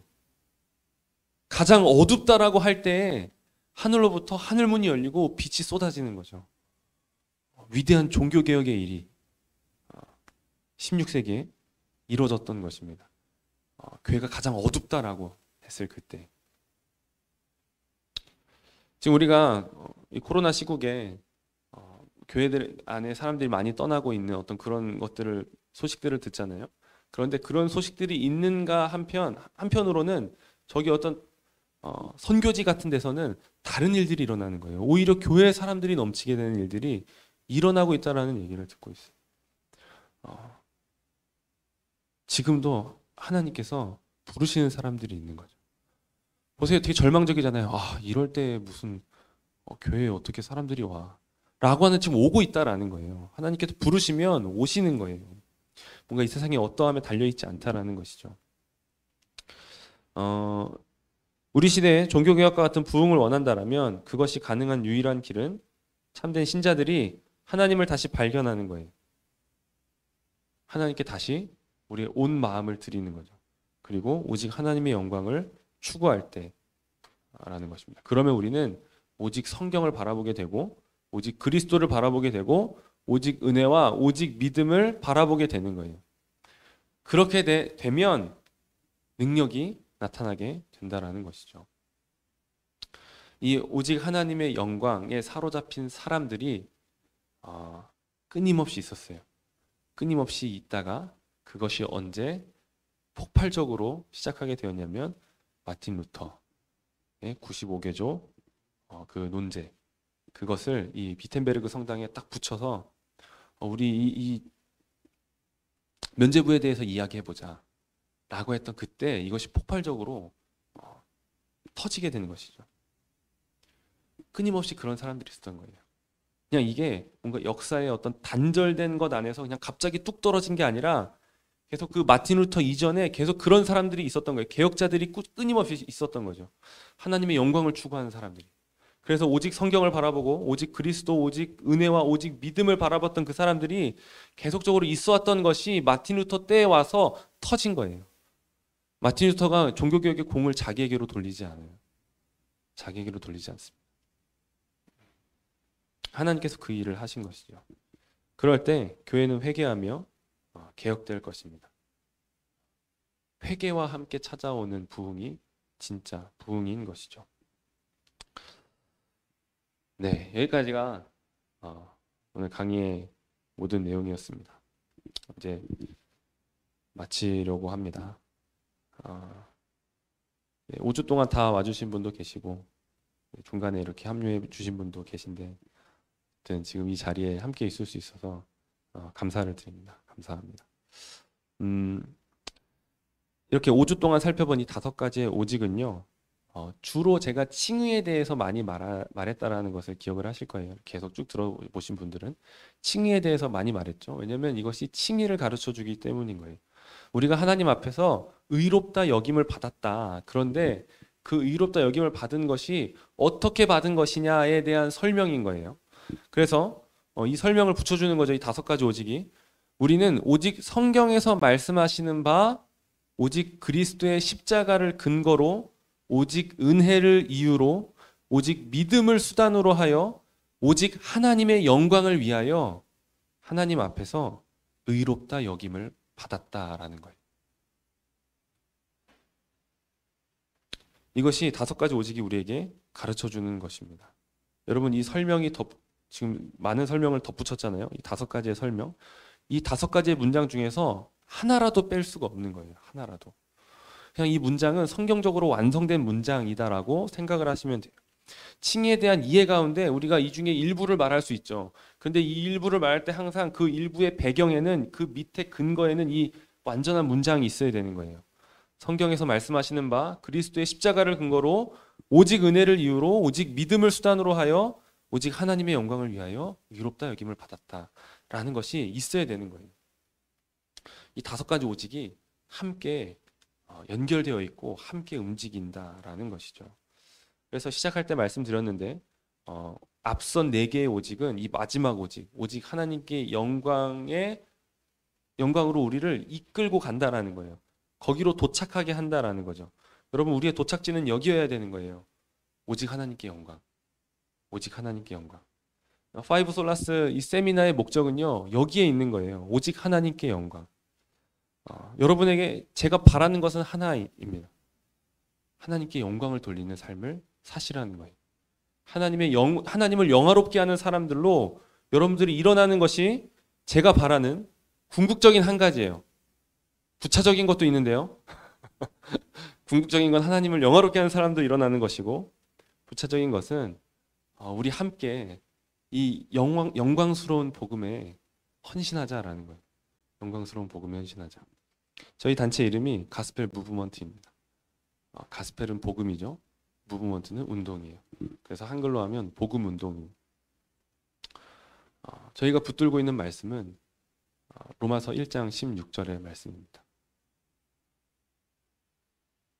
내가 복음을 부끄러워하지 아니하노니 이 복음은 모든 믿는 자에게 구원을 주시는 하나님의 능력이 됨이라 라는 거예요.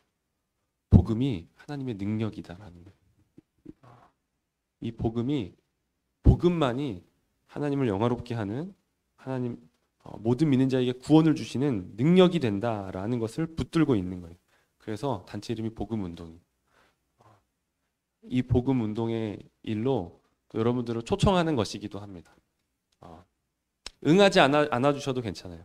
하지만 응해 주시면 좋죠. 정말 좋을 것 같아요.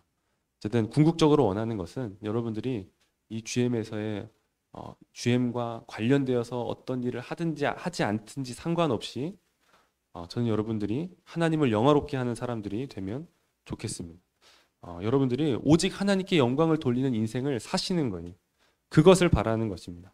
그래서 여러분에게 정말 마지막으로 부탁을 드리는 말은, 권면을 하는 말은 뭐냐면, 여러분 싸움을 싸우시라는 거예요. 하나님을 영화롭게 하는 싸움을 싸우라라는 것을 마지막으로 드리는 거예요. 하나님을 영화롭게 하는 것은 그냥 가만히 있으면 되는 게 아니에요. 그냥 가만히 그렇지, 하나님의 영광을 위하여 살아야지, 그냥 가만히 이렇게 살다 보면 하나님을 영화롭게 하는 그 삶은 온데간데 없는 거예요. 뭐가 있을까요? 나 자신을 위한 삶, 나를 영화롭게 하는 삶.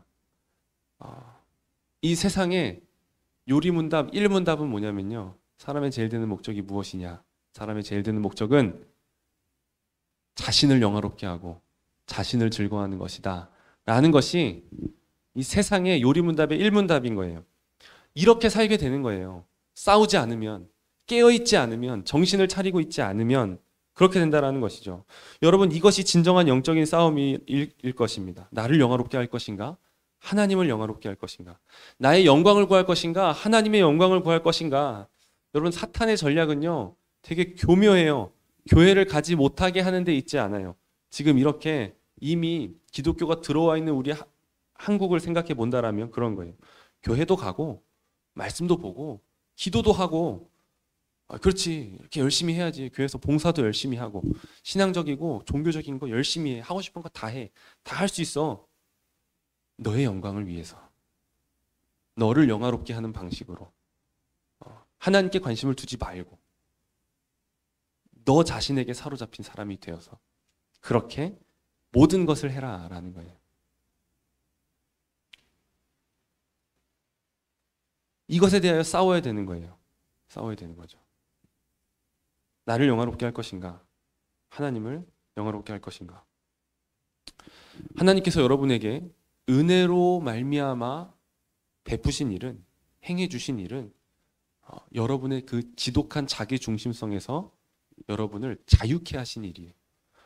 지독한 자기 중심성으로부터 여러분을 끊어내신 일을 하나님께서 은혜로 여러분에게 시작해 주신 거예요.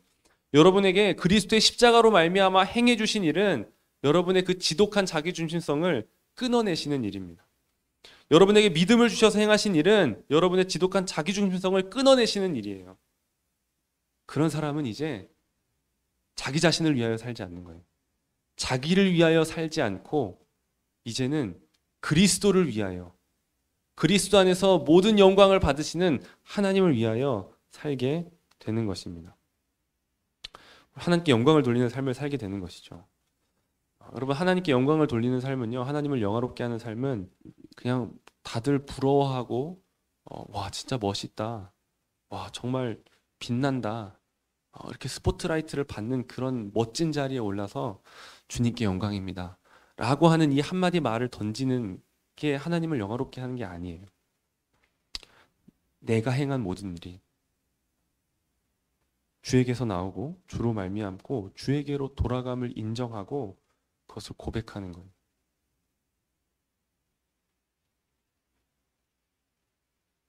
내가 나에게 조명이 비춰지든지 비춰지지 않든지, 비춰지면 더욱더, 비춰지지 않아도 주님이 하셨습니다 라는 것을 고백하는 것입니다. 모든 잘된 일들의 시작과 모든 과정과 모든 결과를 주께만 올려드리는 것이죠. 그렇게 하나님을 영화롭게 하며 살면 좋겠습니다. 오직 하나님께 영광입니다. 찬양하고 같이 기도하겠습니다.